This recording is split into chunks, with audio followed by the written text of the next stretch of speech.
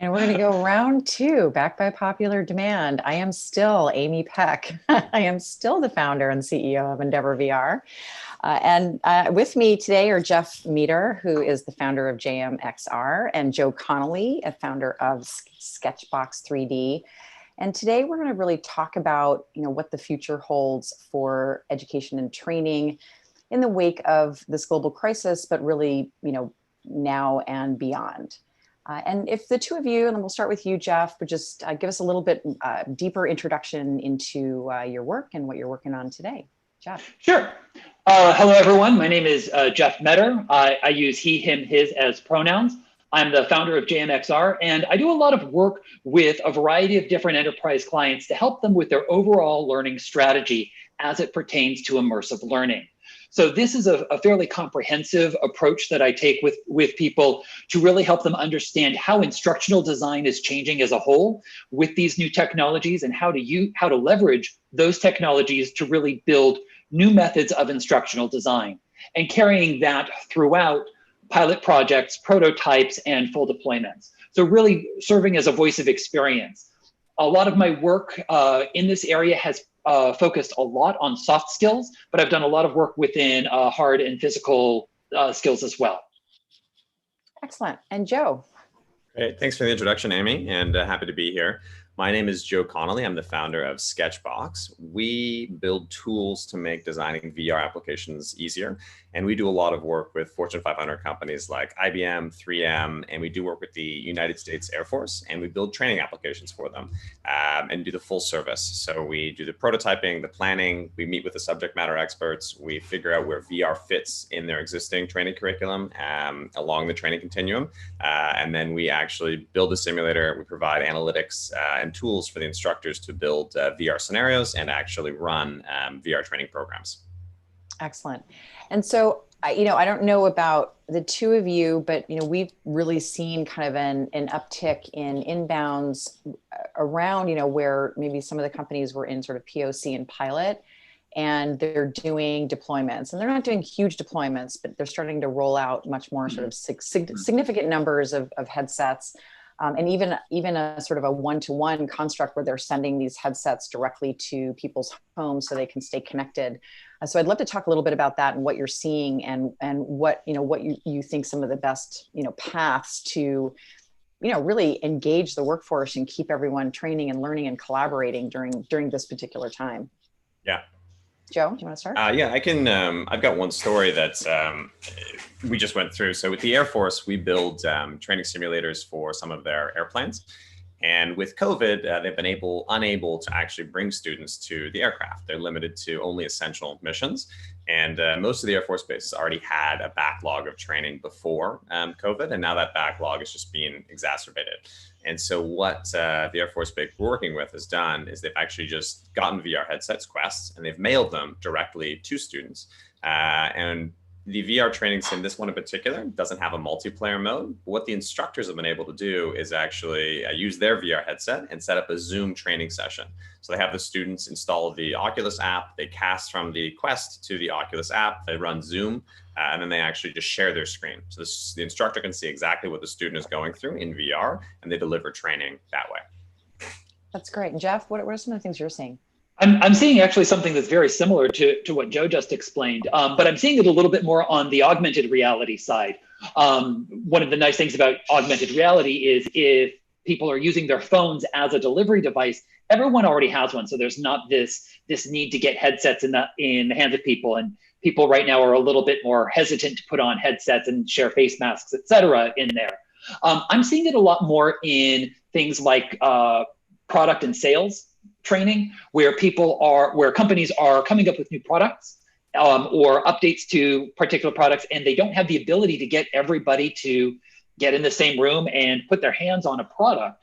That's something that's just not available right now. So this is a very cheap and easy way for them to be able to basically send the product out to everybody so that they're able to see that. And I'm also seeing what Joe said about these collaborative Zoom calls, where the trainer is getting on Zoom, leading students through a session on Zoom, but everybody is still able to look at the widget or whatever it is that's being built there within the augmented world. That's great. And so, I think all of us are very focused on, what's the new normal after this, but I'd like to even kind of take a step back and have, a broader view about, what's just the real opportunity moving forward? What are some of the things that we have learned about, the last several weeks that we can carry forward into these solutions? Because, so many offices are closing, or at least going to be closed until 2021 at the very earliest. So what are some of the lessons that we can move forward with? I think one of the things that we've really learned is if you put your mind to it, there are a lot of tools and a lot of opportunities available to create this content quickly and to make it available within a very short period of time. I think there has been a big concern moving up until this point about the availability of content and exactly what it takes to generate that content. But there are a lot of tools that are available that are allowing companies to generate this very quickly. And they are seeing that by focusing on this, they are able to execute on these sorts of immersive training initiatives much faster than they originally anticipated. And Joe, so what are some of the things that you're seeing and that you're advising your clients on? Yeah, I mean, one of the interesting things we've seen, and I think a lot of VR companies have this, where they've got a lot of pilots. You're working with a large enterprise, and one part of that enterprise is excited about VR, AR. You've got one person on board and one champion, and you get a pilot, and you're running a small project, and you think that you're going to have good results from that project. And even when you have a case study and you show the value and the ROI of VR, it's difficult to get that pilot to convert to a much wider rollout. And what we've seen is a lot of our pilots accelerated. The pilot might have started a month ago, and now they're already considering a full rollout. And what we've learned is that when there's an urgent need, like we can't do training anywhere because everything is closed because of COVID, people will roll out VR. And the technology is there and the technology works. And the results, all of the hesitations and reasons they might bring up, the VR headsets are too complicated to set up. The instructors won't be able to adapt well to it. We're not sure where it fits in the training curriculum. All of those objections sort of disappear as soon as they start using VR. So we've kind of learned that when there's an urgent need and people start moving, that the technology really does work and is pretty easy to scale, other than actually buying Quests up until recently. And so what about just collaborative environments? Because that's the lightest weight way. I mean, you can do sort of lecture-based learning. You can, bring in all manner of 3D objects into these virtual environments. I mean, Jeff, you talked about the simplicity of building content. Is it possible just to, are you finding your clients saying, look, can we just have an environment where we can all meet? I think that people are looking for that, but I think that the non-immersive opportunities there are okay right now. And I don't think that they're creating as much of that driver as things like we don't have the product to ship out to people, or we can't physically ship out the product to people. I think that doing things like Zoom meetings are able to at least shoulder some of that burden for right now. So I don't think that you're seeing as much of a demand. You're seeing questions about it, and I think that it's going to come around. But like Joe said, there's not quite the urgency that you have as you have with some of these other training scenarios. So Joe, part of your service is around the analytics, right? This is the most important piece, right? So we can really start to assess the learning outcomes, measure ROI. So can you just talk a little bit about what that looks like? And Jeff, I know you look at this, as an instructional designer all day long. So this is the most important piece of all of this. I'd really love each of you to kind of give us your perspective. Jeff, you want to start, or? No, go for it. Okay. I'll just go back because I've been talking about this one example with the Air Force. I'll just keep touching on it. So, traditionally with a VR training program, for the ROI calculation, you're trying to show, hey, this is what we were spending on training before. Now we're spending this much, because it's difficult. And, you would say it's more engaging. It's better for younger learners. It's more convenient. You can do remote training. There's all of these other benefits. They're hard to quantify, especially if you're trying to, again, convert a pilot to a wider rollout. And really what tends to matter is that value figure, right? How much money are we saving by implementing this program? Because large organizations tend to be, cost reduction focused. And so for the ROI now, what we're seeing is, they suddenly need a capability. They need to be able to do remote training sessions, and they need to be able to do them without being on premise. So now this capability is way more important than the dollar value. The dollar value almost doesn't matter anymore. And it's, hey, we absolutely need to be able to do this. And VR training is a way for us to do it. And Jeff, what are you seeing? I'm seeing some of that. I think that what people are really looking for in here is still the value of that training, but I think that they're able to concentrate the lens that they are looking at this through a lot more on the VR and AR components, because those are so heightened right now and so much at the forefront. But companies still look at training as a whole, not by each individual component, but by the overall program that they're running. And I think that it's important to see how these particular components are fitting into that overall program. So you never look at the ROI of just this one book or just this one video. You look at the ROI of the entire program. And certainly you're looking at the components in that as you're calculating that. But I think that companies are able to put a little bit more of a focus on that because the AR and VR portions have a much larger slice of the pie in there.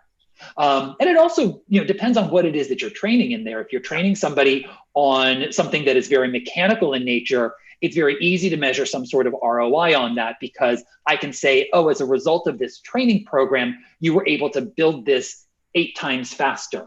But if you're doing something that is more sales related, it's very difficult to say, well, you have a 27% better knowledge of the product. I mean, there are some tests that you can do, and there are some metrics that you can do, but the numbers don't always line up exactly. But Joe, to your point, it's really that the companies are seeing a critical need for this right now, and they're placing a value on the need, and they're placing the other thing that they're doing is they're placing a value on, not on the training, but on their employees. They really understand that it is not the companies that are making profits right now, it is the employees that are making profits. They need to make sure that those employees are taken care of, and in order to do that, they need to be supported and they need to be trained. And so companies are willing to invest in this sort of technology to keep those employees and to keep those employees engaged and to keep those employees successful. I do love the fact that one of the things about this whole coronavirus adventure is, I hear a dog back there barking, it's that we're in like people's homes. And I actually don't have a virtual background today because I usually have some sort of space age background. So this is my actual dining room behind me. But it's kind of interesting that, we're sort of blending now our home life, with all of this technology. And one of the questions that does come up often is security. So what about security? So now you're sending devices into people's homes, you're creating training, and Jeff, you just mentioned mechanical training that might be on equipment that is top secret. What are some of the ways that companies can start, sort of securing these devices and securing the content? I think with augmented reality, companies have a much easier approach to that because they already have a lot of methods in place for security as it relates to mobile devices. So that is an easy approach to take. If you start to follow along the path that you already have for mobile devices, then you can really look at augmented reality as just falling into that realm if you're just dealing with mobile devices and not sending out HoloLenses, et cetera, to people. If you are looking at things that are more headset-based, then I think that you can look at your mobile device management platform as a starting point, but you really need to start. But there are a lot of different aspects of this technology that you need to get IT involved with, and you need to get IT on board with, so that they understand what is the security for that. Not only the security about the physical device itself and making sure that that doesn't fall into the wrong hands or get lost or stolen, but also you need to look about the security of data transfer. You need to look about the security of how things are getting updated and making sure that you have the right patches on there. Those are things that you really need to work out with that specific hardware vendor. And luckily, a lot of the hardware vendors have really started to embrace the enterprise approach to this and provide a lot of good tools for this. So I know that HTC and Vive have always really been at the forefront of supporting enterprise in doing this. Oculus Quest has recently come out with some new enterprise tools that help support in this.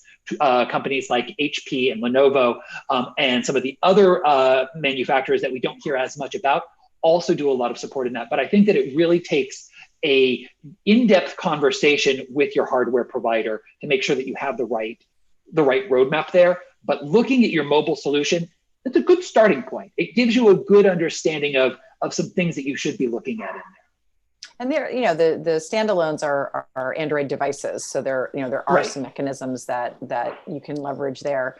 And what about you, Joe? What kind of security measures are you advising for your customers? I would agree with Jeff, where you really need to have a conversation with IT from the outset. And for instance, the Quests, which are Android devices, they have some built-in security features, especially when we're shipping them out to students, for instance. You can lock them ahead of time, and you can lock them remotely, and then you have to provide a student with a PIN code in order to unlock it, in much the same way that if you were sending out a laptop or sending out a phone, that it would come password protected, and they need to enter the password in order to unlock the content, and the content is encrypted on the device while it's password protected.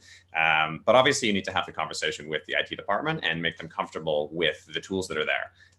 Because they're used to using TPM and other sort of like Microsoft systems, and the systems on the Android device aren't exactly the same. But once they do some digging into it and get comfortable with the idea of there are good enough tools in place to make this work, they seem to be on board. And so, is this really going to become the new normal? I mean, I think we can all assume that remote work is going to be a much larger percentage now of the workforce.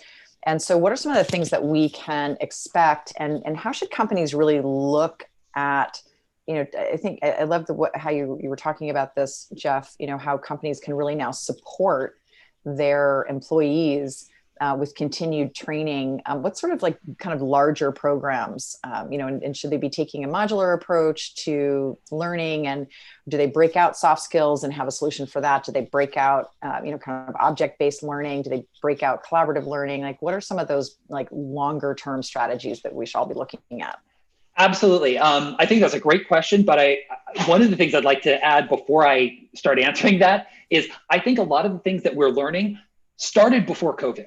And some of the changes that we saw in learning started last year, or even the year before that, but they are really being accelerated and brought to the forefront because of COVID.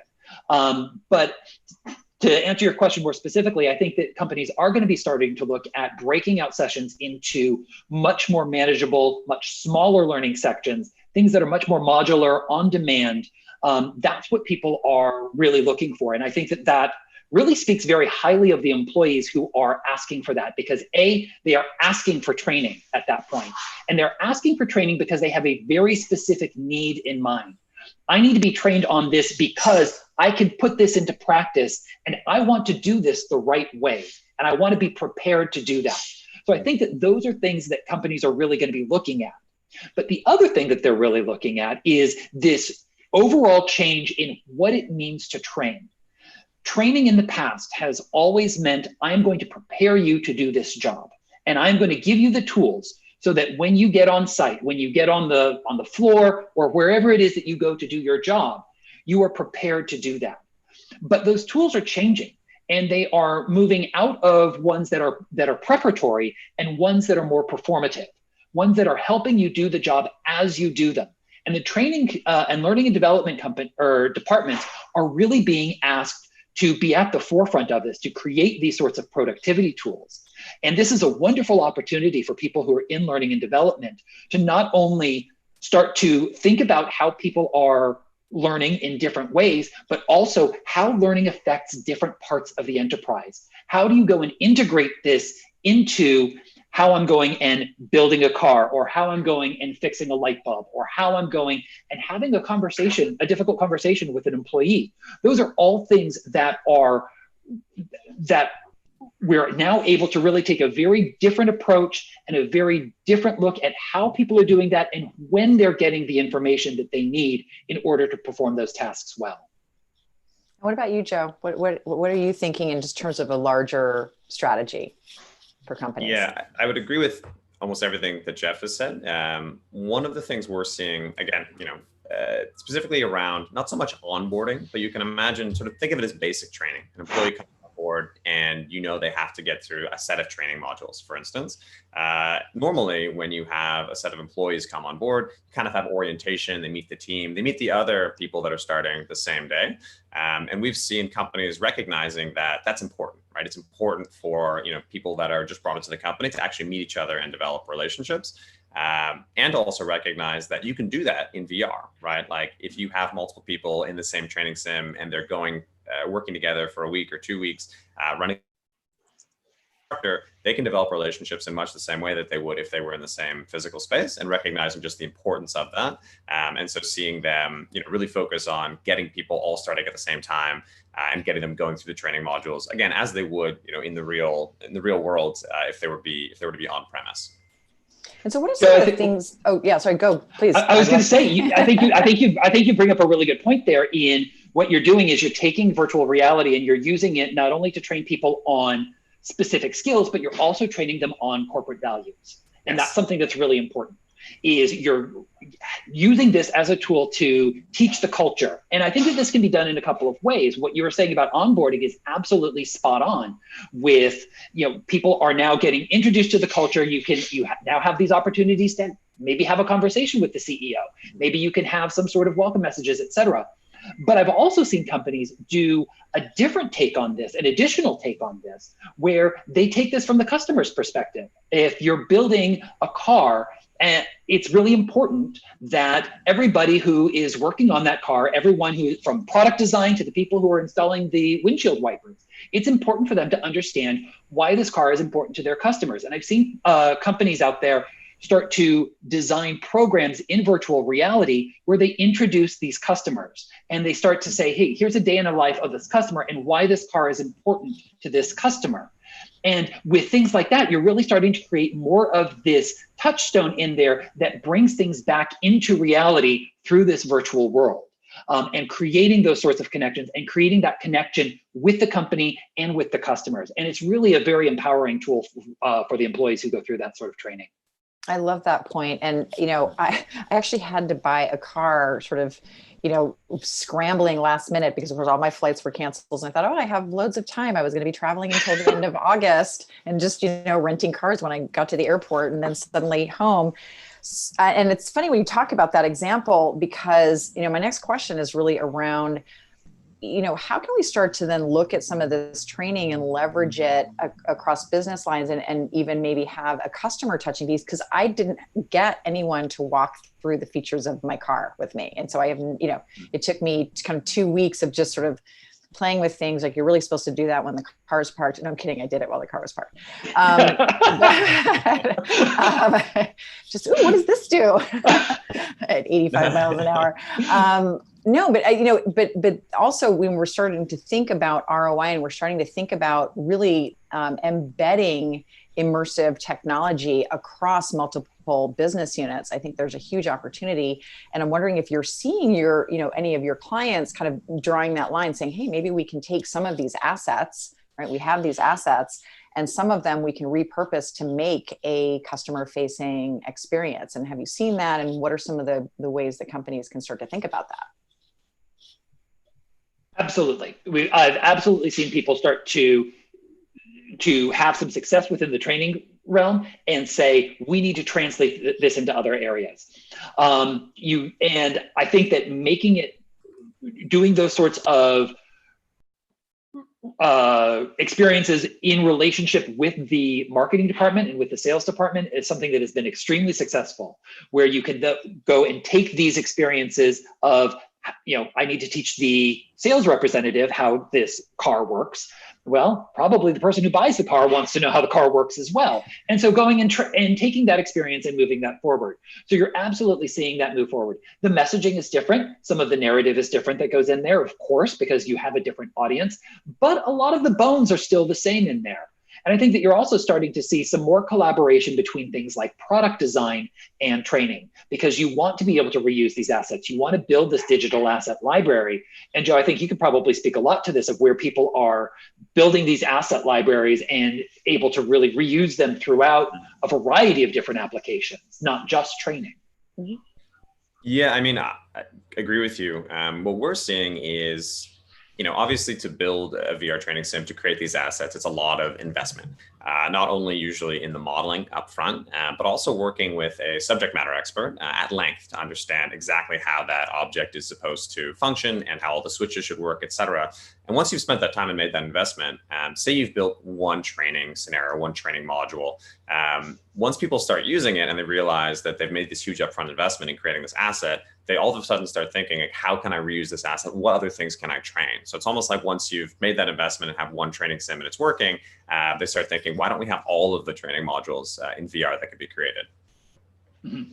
Yeah, I think that's very true. And this 3D asset library is something that I think, customers really need to kind of build out from the get-go.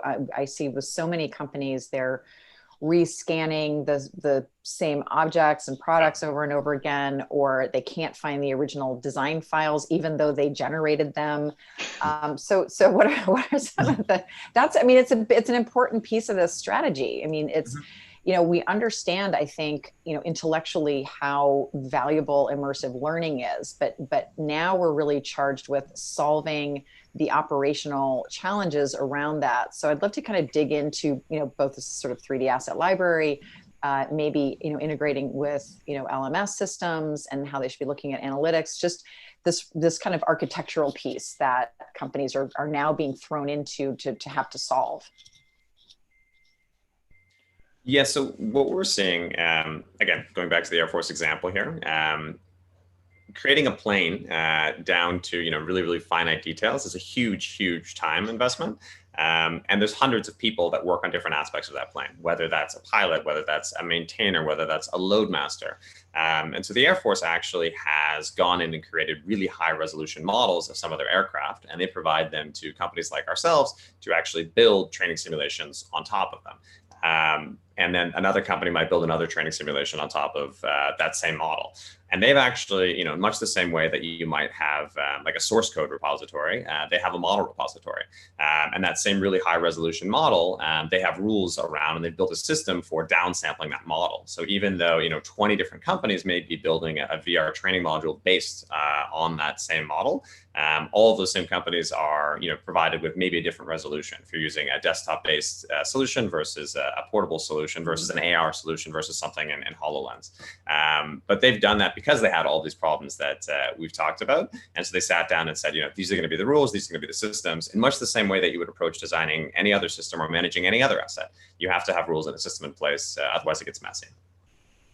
Yeah, Jeff, what do you see? No, absolutely. It's, there are a lot of content management solutions that are out there, and you can use some that are built specifically around 3D assets. You can use some existing ones as well from some of the larger companies that are out there that allow you to have this type of control over those digital assets. But what is important is knowing that they exist, where they exist, and how they should be used. Joe, I think your example of resolution is great in there, of making sure that you have the right understanding of what sort of fidelity is appropriate for each training exercise that you need. Do you need to be able to go in and see each and every nut and bolt in there in order to perform this particular training task? Or can you take a more holistic, a larger view of the plane as a whole? It really depends on exactly what it is that you're trying to train in there. So understanding where those lie is important, but what's really important is having that centralized library and having the communication between all of the departments, not just the training and learning and development groups, but also the product design, also the sales group, also the marketing group, all of these different groups, the research and development group. Everyone needs to understand what the rules are in terms of providing new images and new assets into that library, and how to use the ones that exist already. Once you start to build that, the cost of building these additional training modules starts to decrease significantly, because that is a lot of the cost that goes into this, is building those initial models. If you have them, or if you have something that is similar that can easily be translated into something that is usable within a VR environment, then you're way ahead of the game. And you're able to move very, very quickly on that. And that's one of the things that we've seen, is people who are designing things in 3D software are able to take that design and immediately start putting it out into different training applications. Yeah, I think the workflow piece has become simplified. There are a lot more sort of toolkits because developers have had to build their own workflows to downsample, to manage polygon counts, to be able to kind of warp these objects into these virtual environments so that they look realistic to the user. But on the front end, and actually, Jeff, I use you as an example a lot of the times. Joe, you mentioned SMEs. I'm seeing now a lot more kind of solutions out there where they include an authoring tool. And I am in two minds about that because, and this is where I use you as an example, Jeff, is that it's not just about an SME who helps you with the curriculum, but instructional design is its own kind of science and discipline. And, authoring tools in the right hands, I think, are really valuable. But I think just having anyone go in and be able to sort of change modules without sort of understanding how that affects learning outcomes, and that's just where it's not that I'm saying don't do that. I'm saying approach with caution. And so I'd love to hear your opinion on this and how companies should think about weighing the simplicity of being able to change modules on the fly as needed, but really having someone there who understands what the impact and implications are of each of those changes. And I think that when you're bringing this into a virtual world or into an augmented world, you need to really start thinking very small. Start thinking about what is the core of what it is that we're teaching here. Training is all about behavioral change. We want people to behave in a different way as a result of this training. And that sounds kind of creepy when you say it like that. But the truth is, what we want you to do is we want you to be able to build this widget in a certain way, or we want to make sure that you're using proper language when you are speaking with your employees. There are all sorts of different, we want to make sure that you are treating customers with a certain level of respect. Those are all behavioral things. So it's not just things that are language oriented, they can also be very physically oriented as well. But it's really important to start looking at what is the very specific task that we are trying to teach here. And this is, again, getting back to something that we brought up earlier, which is moving into more of a micro-learning module. Having a learning module that has a very specific focus and a very specific task at hand. One thing that I did with a company, with HP, I forgot I could mention them now. And it's like, is that NDA? No. We did a whole diversity and inclusion program with them, where people were able to speak using their own language and whatever phrases they wanted directly to digital avatars in there. And originally, this got to be very complex because when people speak, they include a lot of extra language and they say, hey, how are you doing? I know you've had a really tough time, or et cetera. All of these other niceties that go into language. But what we were really trying to teach there was, what are some of the words and phrases that you should really focus on and really try to avoid when having conversations with people? And so we made sure that when we were having conversations, we only focused in on those specific areas. We encouraged people not to include that extra language that goes around it, because that's not what we were trying to teach. I wasn't teaching somebody how to be nice or how to ask about their weekend, et cetera. They know how to do that. What I did want to focus in on was how they are approaching things like the logistics behind starting a meeting correctly, to make sure that everyone feels like they belong in that meeting and that they have something to contribute. If a conversation gets interrupted, what is the right way to redirect that conversation back to the original speaker to make sure that we have that conversation happening? Those are the very specific things. So you need an instructional designer in there to be looking at these very concrete things that you are trying to teach, that you're trying to train, so that you can make sure that what it is that you're changing, if you're going in and making these modules yourself, you are focusing in on that. But it really does take a very laser-like focus on the specific learning objective. And that goes back to making sure that you've laid out your learning objectives before you go and start training. What is it that we want people to get? List these things out. It's very common in instructional design. At the end of this training, the learner will know how to do A, B, and C. Make sure that those are identified and really focus in on those. If you need to start going outside of that, maybe you have a second training module that you've defined and you've discovered there. So really keeping that laser-like focus is absolutely crucial to building successful training applications within immersive reality. I think that's great. And so, Joe, what are your thoughts on kind of, building in, authoring tools and some autonomy for your customers versus the dangers of the outcomes not being what they expect? Yeah, I think it's tough. More so because most of the customers want that capability. In their minds, they have existing instructors, they have training curriculum, they have a training mechanism in their organization, and they want the people that are executing on that to be able to build their own content, to be able to build their own modules. And so even though sometimes that's a bad thing, we find that we have to provide that capability regardless. And that we don't really have, we're not going to give them the ability to change everything. But we have to give them enough ability to change some things. They can build their own scenarios. And so they still have that autonomy. And honestly, we don't have much choice in how they use it. And we can give them guidance and say, hey, this is why it's designed this way. But beyond that, it's not really in our hands if we're not actually running the training program. And so are there some standards then that companies can lean on? I mean, there's sort of educational standards, but now we're in a different realm. What are some of the bodies that are really, of course, iLRN, IEEE, who we are very thankful to, have put this particular conference on. But what are some of the ways that companies can kind of shore that up and look to standards and build out the curriculum based on standards from day one?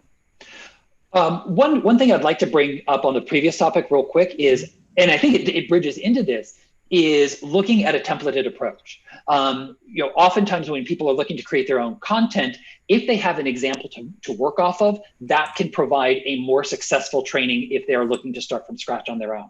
So Joe, if you're providing, an example of here's an introduction to product X, but products Y and Z come out, they can use product X and then use that as more or less a roadmap for how to build that out.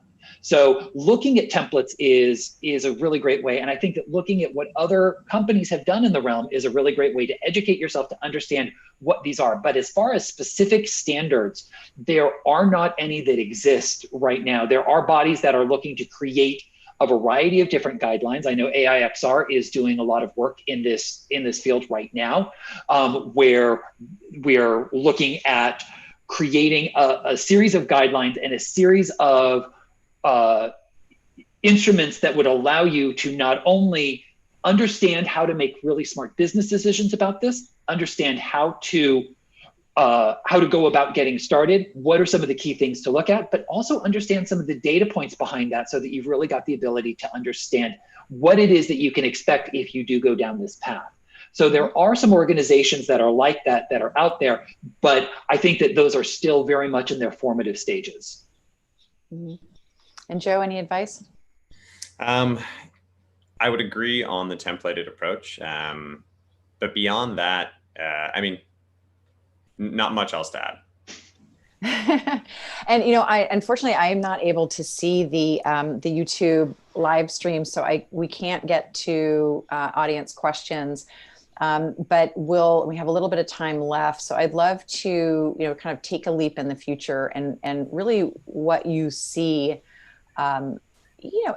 education, training, how we can really evolve this to a much broader audience to where we have a generation who are, all going to be learning in these virtual and augmented environments. One of the things that I think this technology really does is it democratizes education and it democratizes learning so much so that people are not as restricted in what it is that they are capable of learning. They are not restricted by geography. They are not restricted by income as much. Where you do not need to necessarily travel to Chicago and go to this very specific trade school so that you can learn a skill. People can learn that skill anywhere. And so you don't need to have as much background in order to start to achieve things within education. And corollary to that, I think that we're also starting to see the requirements for what people need in order to prepare to do a job. Those requirements are going to start to lessen.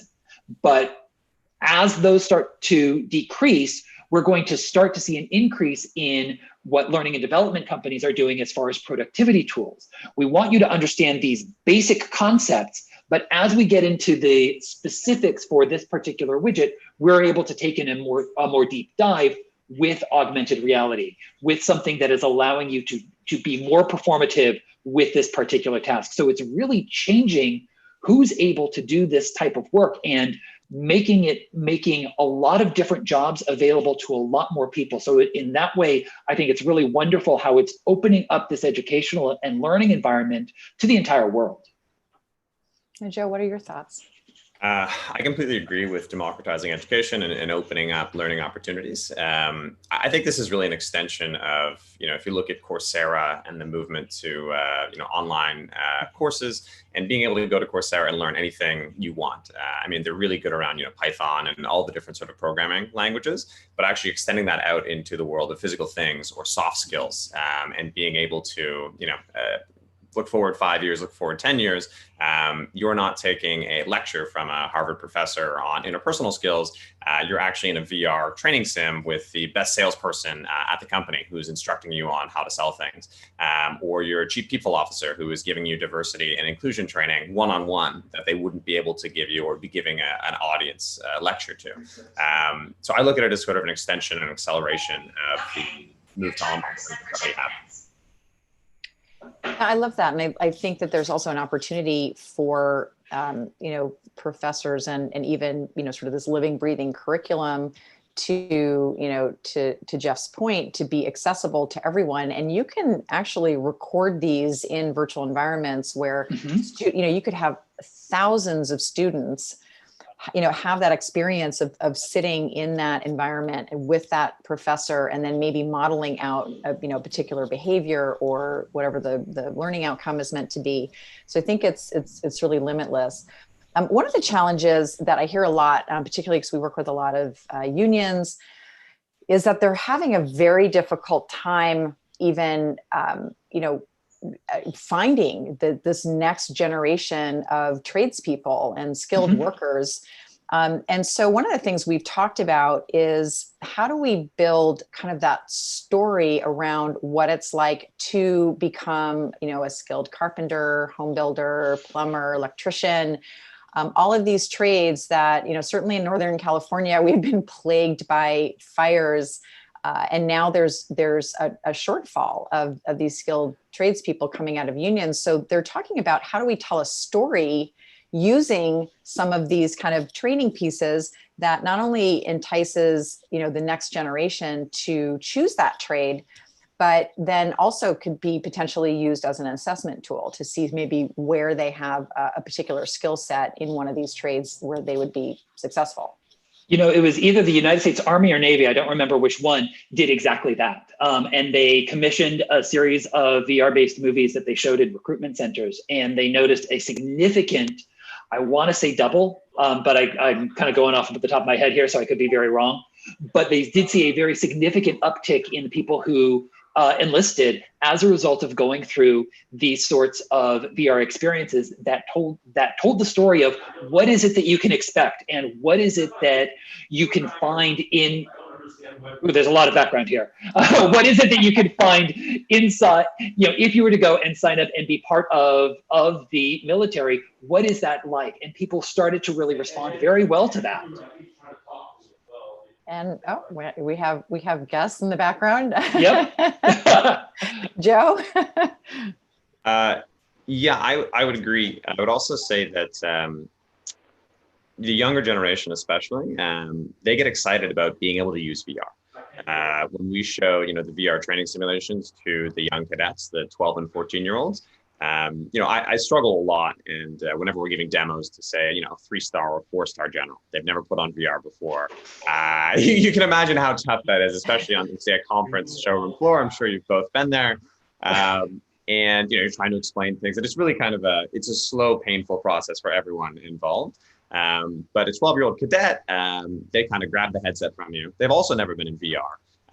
But they figured it out immediately. And then they're actually barking orders at their friends, telling them how to use the VR training sim, and they love it, right? They're used to playing video games. They have games on their phone, and they see learning in a virtual environment as very much like a video game, and it's native to them, and they're excited about being able to train in a virtual environment. So I think it not only can get people excited about going to the trades, but can actually get them more engaged in learning. And so you can imagine if you've got the shortage of trades workers and you have drop off as they go through the program, that this is going to reduce the drop off and increase the number of people that complete the course. And it really shows what the company is willing to invest in its employees also. Yes. And I think that's something that people are really looking at right now, is they are not looking for a job, they're looking for something that has meaning, and they want to work with people that believe in them, and by providing solid training and using good methods to do that, then that's something that people are really looking for, and they're going to be a lot more responsive. So if they see that at the get-go, then absolutely you're going to see a lot more follow-through from that. I love that. I think that's a great place for us to wrap up. I'm sorry we didn't get to your questions, but all three of us are pretty readily available on LinkedIn. So if you had some questions that you didn't get to ask, please reach out. Really would like to thank AIXR for putting this together. And of course, iLRN, what a tremendous organization. Mark Lee, Jonathan Richter, Heather Dodds, everyone who's involved. And thank you so much, Jeff and Joe, for joining me today. And thank you, Amy, for hosting us today. My pleasure. This was really great and informative. Thanks, everyone. Thank you. Thanks, everybody. Because that is the United States life. Well, so.